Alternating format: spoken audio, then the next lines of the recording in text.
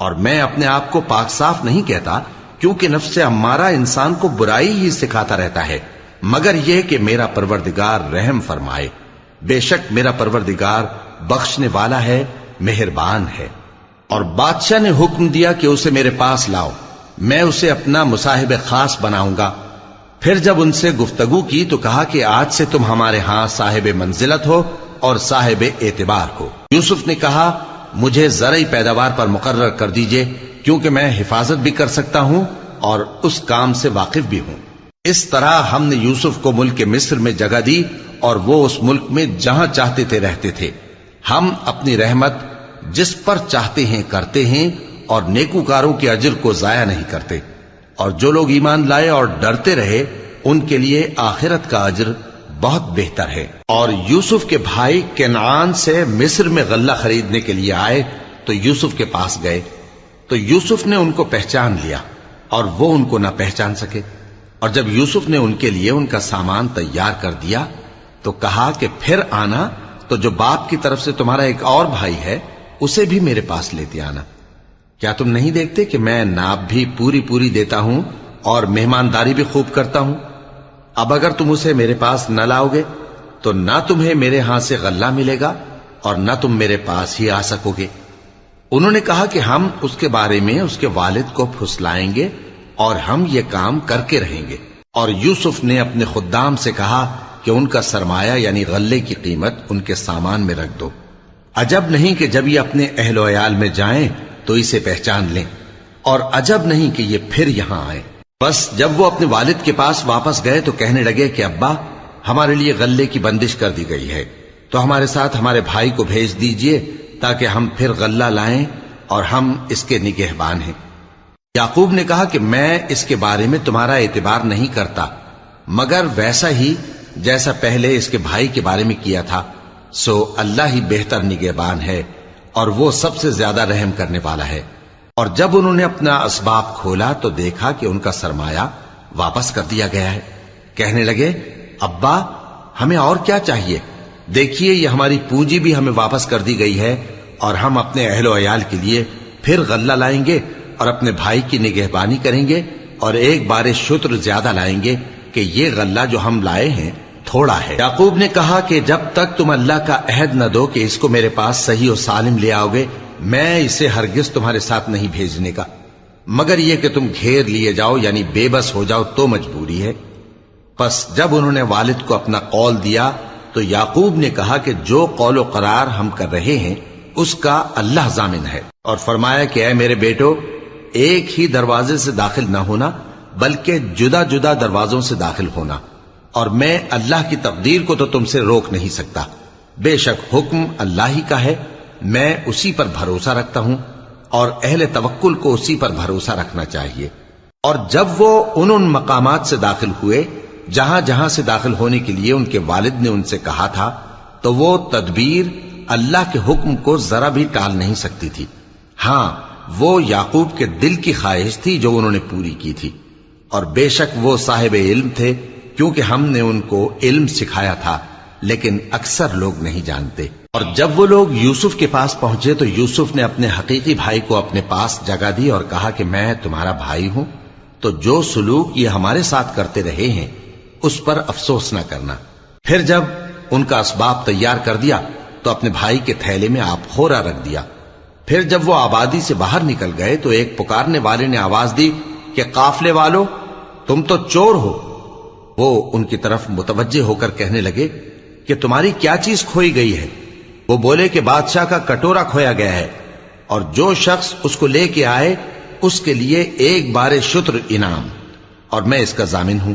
وہ کہنے لگے کہ اللہ کی قسم تم کو معلوم ہے کہ ہم اس ملک میں اس لیے نہیں آئے کہ خرابی کریں اور نہ ہم چوری کیا کرتے ہیں۔ وہ بولے کہ اگر تم جھوٹے نکلے یعنی چوری ثابت ہوئی تو اس کی سزا کیا؟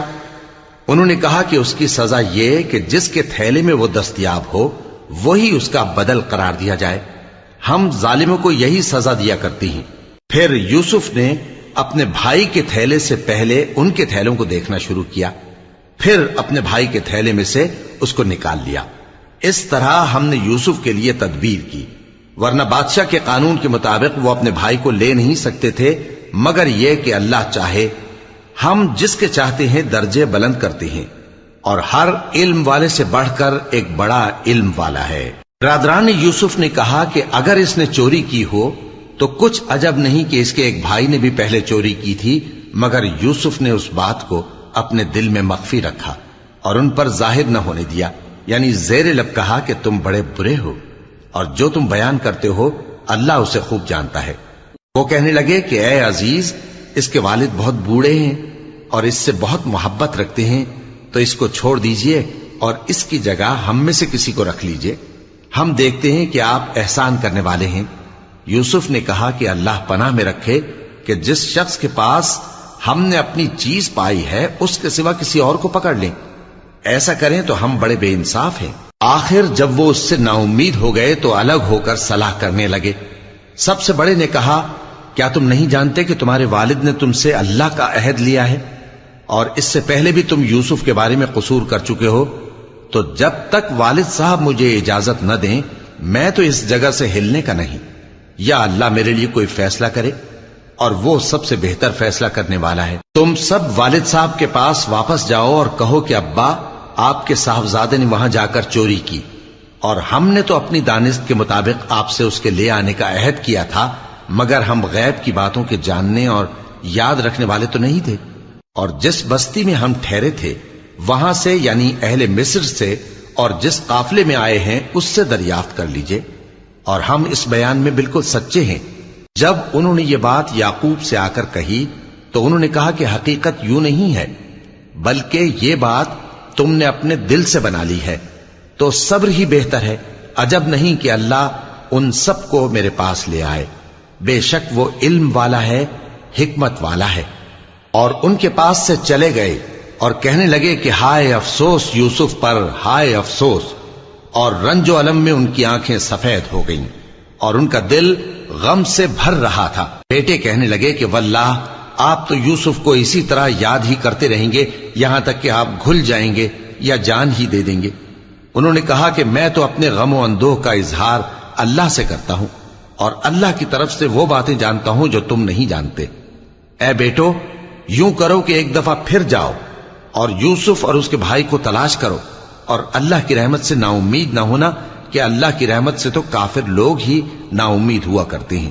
پھر جب وہ یوسف کے پاس گئے تو کہنے لگے کہ اے عزیز، ہمیں اور ہمارے اہل و عیال کو بڑی تکلیف ہو رہی ہے، اور ہم یہ تھوڑا سا سرمایہ لائے ہیں، آپ ہمیں اس کے عوض پورا غلہ دے دیجئے اور ہم پر خیرات کیجئے کہ اللہ خیرات کرنے والوں کو ثواب دیتا ہے۔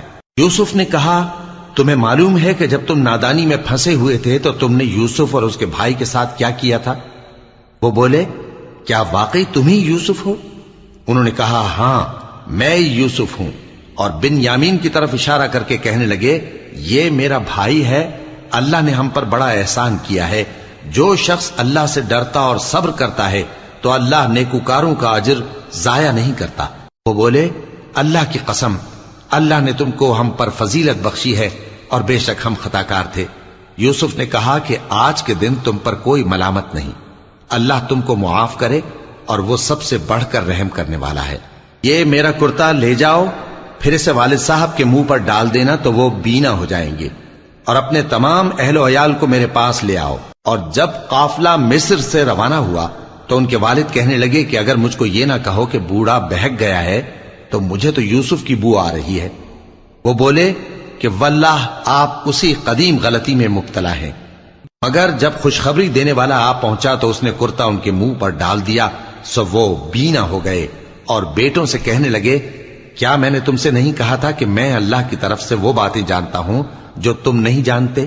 بیٹوں نے کہا کہ ابا، ہمارے لیے ہمارے گناہ کی مغفرت مانگیے، بے شک ہم خطاکار تھے۔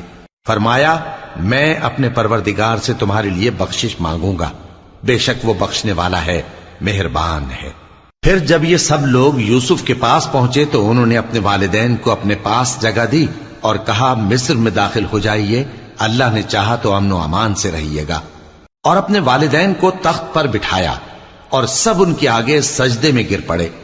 اور اس وقت یوسف نے کہا، ابا جان، یہ میرے اس خواب کی تعبیر ہے جو میں نے پہلے بچپن میں دیکھا تھا، میرے پروردگار نے اسے سچ کر دیا اور اس نے مجھ پر بہت سے احسان کیے ہیں کہ مجھ کو قید خانے سے نکالا، اور اس کے بعد کہ شیطان نے مجھ میں اور میرے بھائیوں میں فساد ڈال دیا تھا، آپ کو گاؤں سے یہاں لایا۔ بے شک میرا پروردگار جو چاہتا ہے تدبیر سے کرتا ہے، وہ علم والا ہے، حکمت والا ہے۔ جب یہ سب باتیں ہو لیں تو یوسف نے اللہ سے دعا کی کہ اے میرے پروردگار، تو نے مجھ کو حکومت سے نوازا اور خوابوں کی تعبیر کا علم بخشا۔ اے آسمانوں اور زمین کے پیدا کرنے والے، تو ہی دنیا اور آخرت میں میرا کارساز ہے۔ تو مجھے دنیا سے اپنی اطاعت کی حالت میں اٹھائیو اور آخرت میں اپنے نیک بندوں میں داخل کیجو۔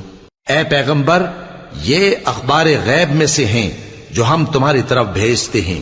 اور جب برادران یوسف نے اپنی بات پر اتفاق کیا تھا اور وہ فریب کر رہے تھے تو تم ان کے پاس تو نہ تھے، اور بہت سے آدمی گو تم کتنی خواہش کرو ایمان لانے والے نہیں ہیں، اور تم ان سے اس خیر خواہی کا کچھ صلہ بھی تو نہیں مانگتے۔ یہ قرآن اور کچھ نہیں تمام جہانوں کے لیے نصیحت ہے، اور آسمان و زمین میں بہت سی نشانیاں ہیں جن پر سے یہ گزرتے ہیں اور ان کو نظر انداز کر دیتے ہیں، اور یہ اکثر اللہ پر ایمان نہیں رکھتے مگر اس کے ساتھ شرک بھی کرتے ہیں۔ تو کیا یہ اس بات سے بے خوف ہیں کہ ان پر اللہ کا عذاب نازل ہو کر ان کو ڈھانپ لے، یا ان پر ناگہاں قیامت آ جائے اور انہیں خبر بھی نہ ہو؟ کہہ دو میرا رستہ تو یہ ہے، میں اللہ کی طرف بلاتا ہوں سمجھ بوجھ کر، میں بھی لوگوں کو اللہ کی طرف بلاتا ہوں اور میرے پیراؤ بھی، اور اللہ پاک ہے اور میں شرک کرنے والوں میں سے نہیں ہوں۔ اور ہم نے تم سے پہلے بستیوں کے رہنے والوں میں سے مرد ہی بھیجے تھے جن کی طرف ہم وہی بھیجتے تھے۔ کیا ان لوگوں نے ملک میں سیر و سیاحت نہیں کی کہ دیکھ لیتے کہ جو لوگ ان سے پہلے تھے ان کا انجام کیا ہوا؟ اور متقیوں کے لیے آخرت کا گھر بہت اچھا ہے، کیا تم سمجھتے نہیں؟ یہاں تک کہ جب پیغمبر نا امید ہو گئے اور انہوں نے خیال کیا کہ اپنی نصرت کے بارے میں جو بات انہوں نے کہی تھی اس میں وہ سچے نہ نکلے، تو ان کے پاس ہماری مدد آ پہنچی، پھر جسے ہم نے چاہا بچا دیا، اور ہمارا عذاب اتر کر گناہگار لوگوں سے پھیرا نہیں کرتا۔ ان کے قصے میں عقل مندوں کے لیے عبرت ہے۔ یہ قرآن ایسی بات نہیں ہے جو اپنے دل سے بنائی گئی ہو، بلکہ جو کتابیں اس سے پہلے نازل ہوئی ہیں ان کی تصدیق کرنے والا ہے اور ہر چیز کی تفصیل کرنے والا، اور مومنوں کے لیے ہدایت اور رحمت ہے۔ شروع اللہ کا نام لے کر جو بڑا مہربان نہایت رحم والا ہے۔ الف لام میم را۔ اے نبی، یہ کتاب الہی کی آیتیں ہیں، اور جو کچھ تمہارے پروردگار کی طرف سے تم پر نازل ہوا ہے حق ہے، لیکن اکثر لوگ ایمان نہیں لاتے۔ اللہ وہی تو ہے جس نے ستونوں کے بغیر آسمان جیسا کہ تم دیکھتے ہو اتنے اونچے بنائے، پھر عرش پر جلوہ افروز ہوا اور سورج اور چاند کو کام میں لگا دیا، ہر ایک میعاد معین تک گردش کر رہا ہے۔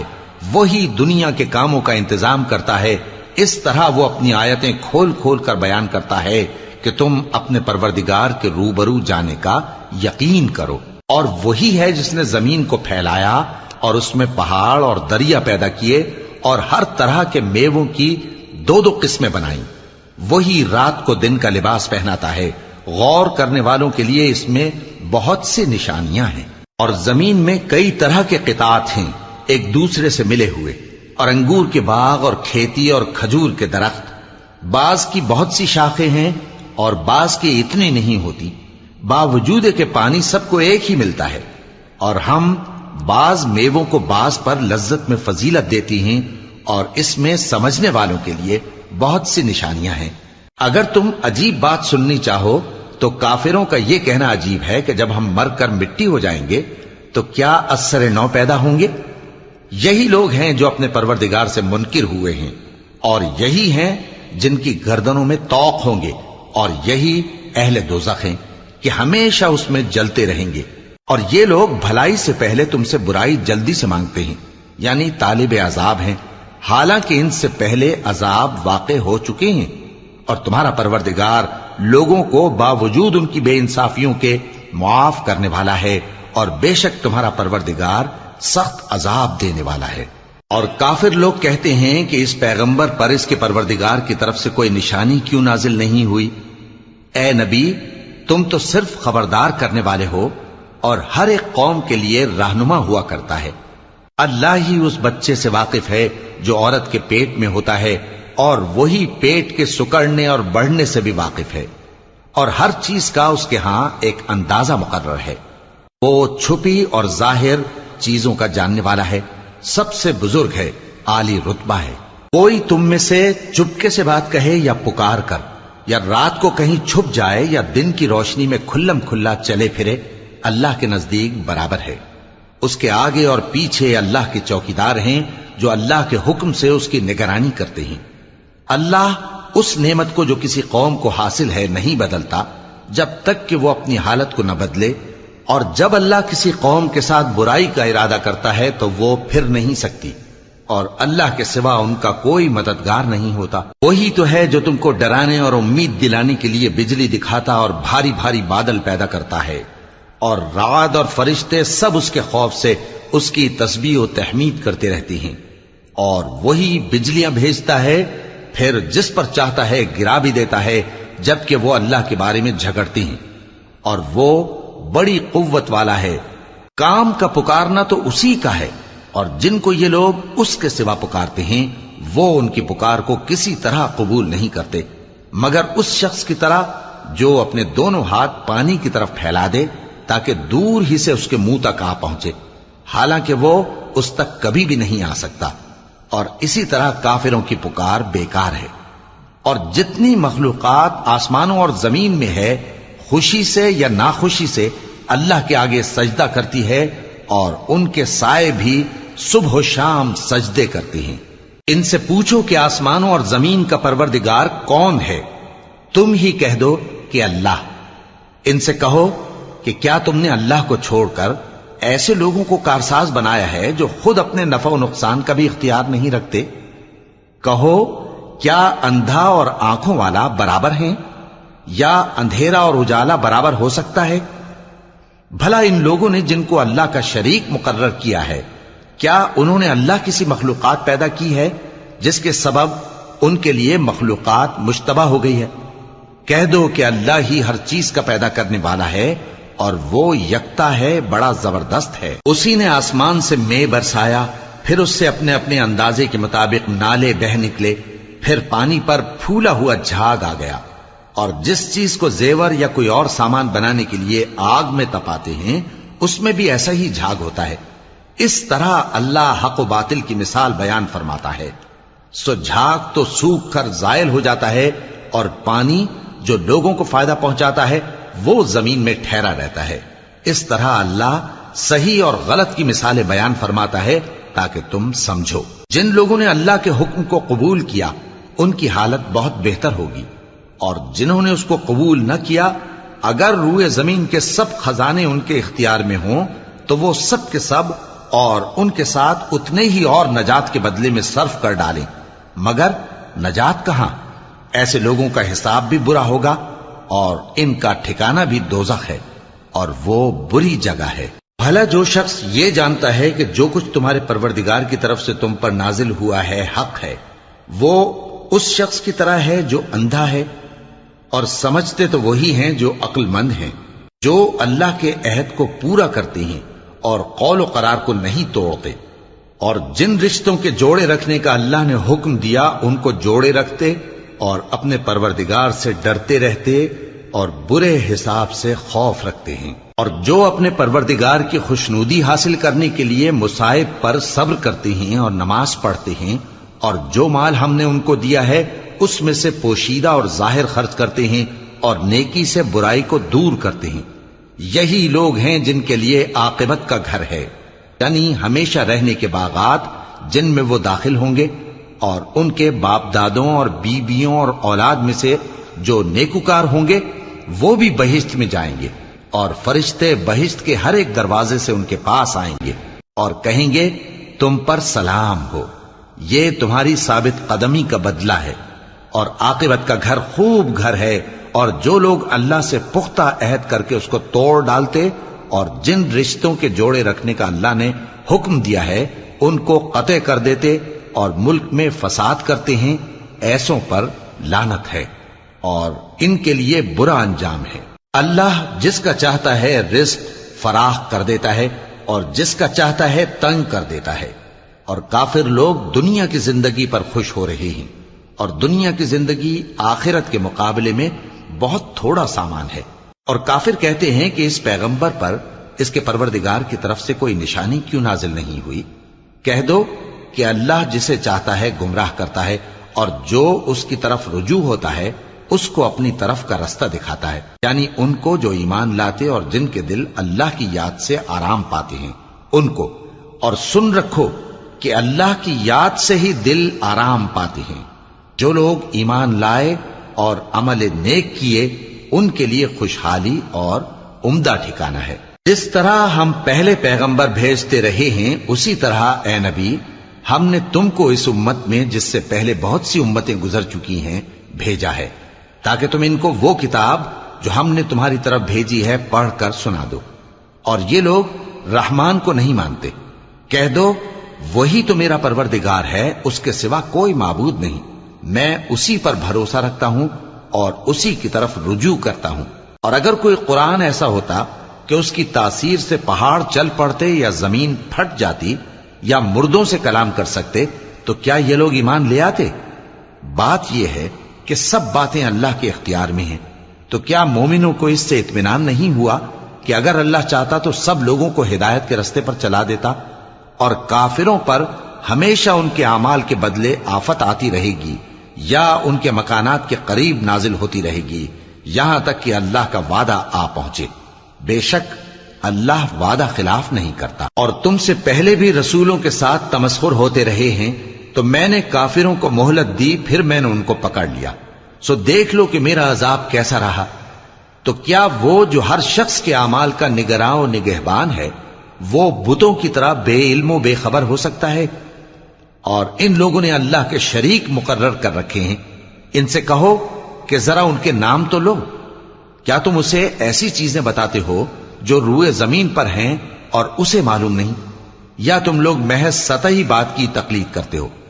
اصل یہ ہے کہ کافروں کو ان کے فریب خوبصورت معلوم ہوتے ہیں اور وہ ہدایت کے رستے سے روک لیے گئے ہیں، اور جسے اللہ گمراہ رہنے دے اسے کوئی ہدایت کرنے والا نہیں۔ ان کو دنیا کی زندگی میں بھی عذاب ہے اور آخرت کا عذاب تو بہت ہی سخت ہے، اور ان کو اللہ کے عذاب سے کوئی بھی بچانے والا نہیں۔ جس جنت کا پرہیزگاروں سے وعدہ کیا گیا ہے اس کی شان یہ ہے کہ اس کے نیچے نہریں بہ رہی ہیں، اس کے پھل ہمیشہ باقی رہنے والے ہیں اور اس کے سائے بھی۔ یہ ان لوگوں کا انجام ہے جو متقی ہیں، اور کافروں کا انجام دوزخ ہے۔ اور جن لوگوں کو ہم نے کتاب دی ہے وہ اس کتاب سے جو تم پر نازل ہوئی ہے خوش ہوتی ہیں، اور بعض فرقے اس کی بعض باتیں نہیں بھی مانتے۔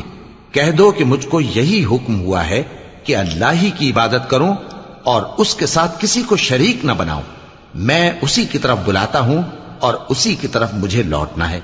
اور اسی طرح ہم نے اس قرآن کو عربی زبان کا فرمان بنا کر نازل کیا ہے، اور اگر تم علم آ جانے کے بعد ان لوگوں کی خواہشوں کے پیچھے چلو گے تو اللہ کے سامنے کوئی نہ تمہارا مددگار ہوگا اور نہ کوئی بچانے والا۔ اور اے نبی ہم نے تم سے پہلے بھی پیغمبر بھیجے تھے اور ان کو بیویاں اور اولاد بھی دی تھیں، اور کسی پیغمبر کے اختیار کی بات نہ تھی کہ اللہ کے حکم کے بغیر کوئی نشانی لے آتا۔ ہر حکم قضا کتاب میں لکھا ہوا ہے۔ اللہ جس چیز کو چاہتا ہے مٹا دیتا ہے اور جس کو چاہتا ہے باقی رکھتا ہے، اور اسی کے پاس اصل کتاب ہے۔ اور اگر ہم کوئی عذاب جس کا ان لوگوں سے وعدہ کرتے ہیں تمہیں دکھائیں، یعنی تمہارے روبرو ان پر نازل کریں، یا تمہاری مدت حیات پوری کر دیں یعنی تمہارے انتقال کے بعد عذاب بھیجیں، تو تمہارا کام ہمارے احکام کا پہنچا دینا ہے اور ہمارا کام حساب لینا ہے۔ کیا انہوں نے نہیں دیکھا کہ ہم زمین کو اس کے کناروں سے گھٹاتے چلے آ رہے ہیں، اور اللہ جیسا چاہتا ہے حکم کرتا ہے، کوئی اس کے حکم کا رد کرنے والا نہیں، اور وہ جلد حساب لینے والا ہے۔ جو لوگ ان سے پہلے تھے وہ بھی بہتیری تدبیریں کرتے رہے ہیں، سو تدبیر تو سب اللہ ہی کی ہوتی ہے۔ ہر شخص جو کچھ کر رہا ہے اللہ اسے جانتا ہے، اور کافر جلد معلوم کر لیں گے کہ آخرت میں اچھا انجام کس کے لیے ہوتا ہے۔ اور کافر لوگ کہتے ہیں کہ تم پیغمبر نہیں ہو۔ کہہ دو کہ میرے اور تمہارے درمیان اللہ اور وہ شخص جس کے پاس کتاب آسمانی کا علم ہے بطور گواہ کافی ہے۔ شروع اللہ کا نام لے کر جو بڑا مہربان نہایت رحم والا ہے۔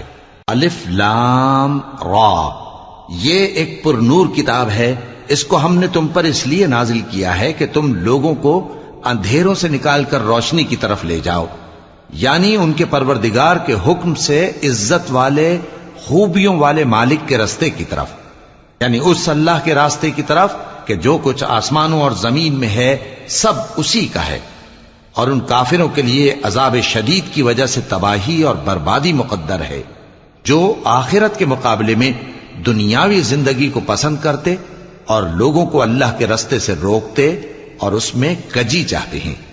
یہ لوگ بڑے دور کی گمراہی میں ہیں، اور ہم نے کوئی پیغمبر نہیں بھیجا مگر وہ اپنی قوم کی زبان بولتا تھا تاکہ انہیں احکام الہی کھول کھول کر بتا دے۔ پھر اللہ جسے چاہتا ہے گمراہ رہنے دیتا ہے اور جسے چاہتا ہے ہدایت دیتا ہے، اور وہ غالب ہے، حکمت والا ہے۔ اور ہم نے موسیٰ کو اپنی نشانیاں دے کر بھیجا کہ اپنی قوم کو تاریکیوں سے نکال کر روشنی میں لے جاؤ اور ان کو اللہ کے دن یاد دلاؤ، اور اس میں ان لوگوں کے لیے جو صابر و شاکر ہیں نشانیاں ہیں۔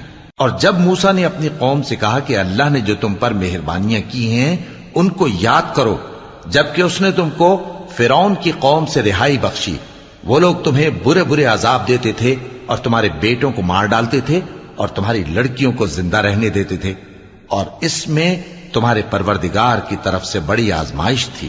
اور جب تمہارے پروردگار نے تم کو آگاہ کیا کہ اگر شکر کرو گے تو میں تمہیں زیادہ دوں گا، اور اگر ناشکری کرو گے تو یاد رکھو کہ میرا عذاب بھی سخت ہے۔ اور موسیٰ نے صاف صاف کہہ دیا کہ اگر تم اور جتنے اور لوگ زمین میں ہیں سب کے سب ناشکری کرو تو بھی اللہ بے نیاز ہے، قابل تعریف ہے۔ بھلا تم کو ان لوگوں کے حالات کی خبر نہیں پہنچی جو تم سے پہلے تھے، یعنی نوح اور عاد اور سمود کی قوم اور جو ان کے بعد تھے، جن کا علم اللہ کے سوا کسی کو نہیں۔ جب ان کے پاس ان کے پیغمبر نشانیاں لے کر آئے تو انہوں نے اپنے ہاتھ ان کے منہوں پر رکھ دیے کہ خاموش رہو، اور کہنے لگے کہ ہم تو تمہاری رسالت کو تسلیم نہیں کرتے، اور جس چیز کی طرف تم ہمیں بلاتے ہو ہم کو اس میں بھاری شک ہے۔ ان کے پیغمبروں نے کہا، کیا تم کو اللہ کے بارے میں شک ہے جو آسمانوں اور زمین کا پیدا کرنے والا ہے؟ وہ تمہیں اس لیے بلاتا ہے کہ تمہارے گناہ بخشے اور ایک مدت مقرر تک تم کو مہلت دے۔ وہ بولے کہ تم تو ہمارے ہی جیسے آدمی ہو، تمہارا یہ منشا ہے کہ جن چیزوں کو ہمارے بڑے پوجتے رہے ہیں ان کے پوجنے سے تم ہمیں روک دو، تو اچھا کوئی کھلی دلیل لاؤ، یعنی معجزہ دکھاؤ۔ پیغمبروں نے ان سے کہا کہ ہاں ہم تمہارے ہی جیسے آدمی ہیں، لیکن اللہ اپنے بندوں میں سے جس پر چاہتا ہے نبوت کا احسان کرتا ہے، اور ہمارے اختیار کی بات نہیں کہ ہم اللہ کے حکم کے بغیر تم کو تمہاری فرمائش کے مطابق معجزہ دکھائیں، اور اللہ ہی پر مومنوں کو تو بھروسہ رکھنا چاہیے۔ اور ہم کیوں اللہ پر بھروسہ نہ رکھیں حالانکہ اس نے ہم کو ہمارے دین کے سیدھے رستے بتائے ہیں، اور جو تکلیفیں تم ہم کو دیتے ہو اس پر ہم صبر کریں گے، اور اہل توکل کو تو اللہ ہی پر بھروسہ رکھنا چاہیے۔ اور جو کافر تھے انہوں نے اپنے پیغمبروں سے کہا کہ یا تو ہم تم کو اپنے ملک سے باہر نکال دیں گے یا تم ہمارے مذہب میں واپس آ جاؤ۔ پس ان کے پروردگار نے ان کی طرف وحی بھیجی کہ ہم ظالموں کو ہلاک کر دیں گے اور ان کے بعد تم کو اس زمین میں آباد کر دیں گے۔ یہ اس شخص کے لیے ہے جو قیامت کے روز میرے سامنے کھڑے ہونے سے ڈرے اور میرے عذاب سے خوف کرے۔ اور پیغمبروں نے اللہ سے فتح چاہی اور ہر سرکش ضدی نامراد رہ گیا۔ اس کے پیچھے دوزخ ہے اور اسے پیپ والا پانی پلایا جائے گا، وہ اس کو گھونٹ گھونٹ کر کے پیے گا اور گلے سے نہیں اتار سکے گا، اور ہر طرف سے اسے موت آ رہی ہوگی مگر وہ مرنے میں نہیں آئے گا، اور اس کے بعد سخت عذاب ہوگا۔ جن لوگوں نے اپنے پروردگار سے کفر کیا ان کے اعمال کی مثال راکھ کی سی ہے کہ آندھی کے دن اس پر زور کی ہوا چلے جو اسے اڑا لے جائے۔ اسی طرح جو کام وہ کرتے رہے ان پر ان کو کچھ قابو نہ ہوگا۔ یہی تو پرلے سرے کی گمراہی ہے۔ کیا تم نے نہیں دیکھا کہ اللہ نے آسمانوں اور زمین کو تدبیر سے پیدا کیا ہے، اگر وہ چاہے تو تم کو نابود کر دے اور تمہاری جگہ نئی مخلوق پیدا کر دے، اور یہ اللہ کو کچھ بھی مشکل نہیں۔ اور قیامت کے دن سب لوگ اللہ کے سامنے کھڑے ہوں گے تو غریب پیروکار بڑے بن بیٹھنے والوں سے کہیں گے کہ ہم تو تمہارے پیرو تھے، کیا تم اللہ کا کچھ عذاب ہم پر سے دفع کر سکتے ہو؟ وہ کہیں گے کہ اگر اللہ ہم کو ہدایت کرتا تو ہم تم کو ہدایت کرتے۔ اب ہم گھبراہٹ ظاہر کریں یا صبر کریں ہمارے حق میں برابر ہے، کوئی جگہ رہائی کی ہمارے لیے نہیں ہے۔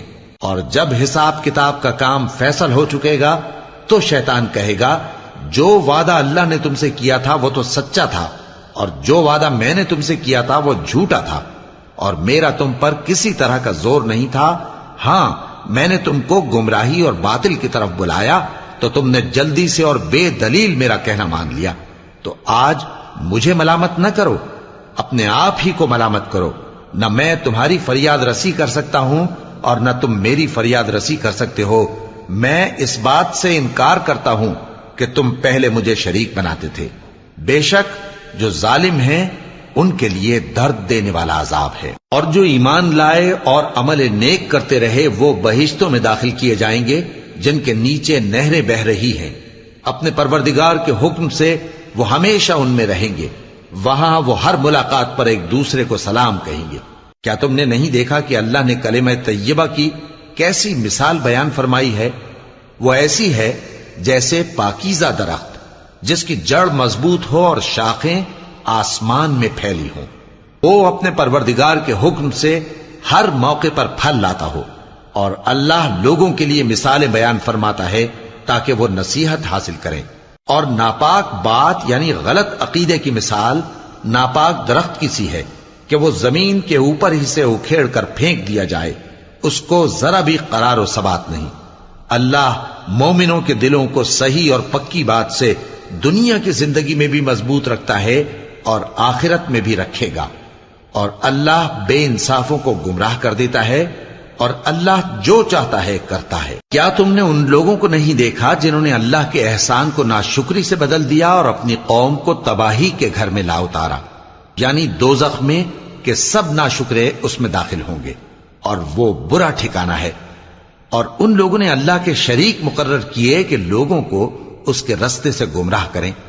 کہہ دو کہ چند روز فائدے اٹھا لو، آخر کار تم کو دوزخ کی طرف لوٹ کر جانا ہے۔ اے پیغمبر، میرے مومن بندوں سے کہہ دو کہ نماز پڑھا کریں، اور اس دن کے آنے سے پیشتر جس میں نہ اعمال کا سودا ہوگا اور نہ دوستی کام آئے گی، ہمارے دیے ہوئے مال میں سے پوشیدہ اور علانیہ خرچ کرتے رہیں۔ اللہ ہی تو ہے جس نے آسمانوں اور زمین کو پیدا کیا اور آسمان سے مے برسایا، پھر اس سے تمہارے کھانے کے لیے پھل پیدا کیے اور کشتیوں اور جہازوں کو تمہارے زیر فرمان کیا تاکہ وہ سمندر میں اس کے حکم سے چلیں، اور نہروں کو بھی تمہارے زیر فرمان کیا، اور سورج اور چاند کو تمہارے لیے کام میں لگا دیا کہ دونوں دن رات ایک ڈگر پر چل رہے ہیں، اور رات اور دن کو بھی تمہاری خاطر کام میں لگا دیا، اور جو کچھ تم نے مانگا سب میں سے تم کو عنایت کیا۔ اور اگر اللہ کے احسان گننے لگو تو شمار نہ کر سکو، مگر لوگ نعمتوں کا شکر نہیں کرتے۔ کچھ شک نہیں کہ انسان بڑا بے انصاف ہے، ناشکرا ہے۔ اور جب ابراہیم نے دعا کی کہ اے میرے پروردگار، اس شہر کو لوگوں کے لیے امن کی جگہ بنا دے، اور مجھے اور میری اولاد کو اس بات سے کہ بتوں کی پرستش کرنے لگیں بچائے رکھیو۔ اے پروردگار، انہوں نے بہت سے لوگوں کو گمراہ کیا ہے، سو جس شخص نے میرا کہا مانا وہ میرا ہے، اور جس نے میری نافرمانی کی تو بخشنے والا ہے، مہربان ہے۔ اے پروردگار، میں نے اپنی اولاد ایک وادی میں جہاں کھیتی نہیں، تیرے عزت و ادب والے گھر کے پاس لا بسائی ہے۔ اے پروردگار، تاکہ یہ نماز پڑھیں، سو تو لوگوں کے دلوں کو ایسا کر دے کہ ان کی طرف جھکے رہیں، اور ان کو میووں سے روزی دیتے رہنا تاکہ تیرا شکر کریں۔ اے پروردگار، جو بات ہم چھپاتے اور جو ظاہر کرتے ہیں تو سب جانتا ہے، اور اللہ سے کوئی چیز مخفی نہیں، نہ زمین میں نہ آسمان میں۔ اللہ کا شکر ہے جس نے مجھ کو بڑی عمر میں اسماعیل اور اسحاق بخشے، بے شک میرا پروردگار دعا سننے والا ہے۔ اے پروردگار، مجھ کو ایسی توفیق عنایت کر کہ نماز پڑھتا رہوں، اور میری اولاد کو بھی یہ توفیق بخش۔ اے پروردگار، میری دعا قبول فرما۔ اے پروردگار، حساب کتاب کے دن میری اور میرے ماں باپ کی اور مومنوں کی مغفرت کیجو۔ اور مومنوں، یہ نہ سمجھنا کہ یہ ظالم جو کام کر رہے ہیں اللہ ان سے بے خبر ہے۔ وہ ان کو اس دن تک مہلت دے رہا ہے جبکہ دہشت کے سبب آنکھیں پھٹی کی پھٹی رہ جائیں گی اور لوگ سر اٹھائے ہوئے میدان قیامت کی طرف دوڑ رہے ہوں گے۔ ان کی نگاہیں خود اپنی طرف لوٹ نہ سکیں گی اور ان کے دل مارے خوف کے ہوا ہو رہے ہوں گے۔ اور لوگوں کو اس دن سے آگاہ کر دو جب ان پر عذاب آ جائے گا۔ تب ظالم لوگ کہیں گے کہ اے ہمارے پروردگار، ہمیں تھوڑی سی مہلت عطا کر تاکہ ہم تیری دعوت توحید قبول کریں اور تیرے پیغمبروں کے پیچھے چلیں۔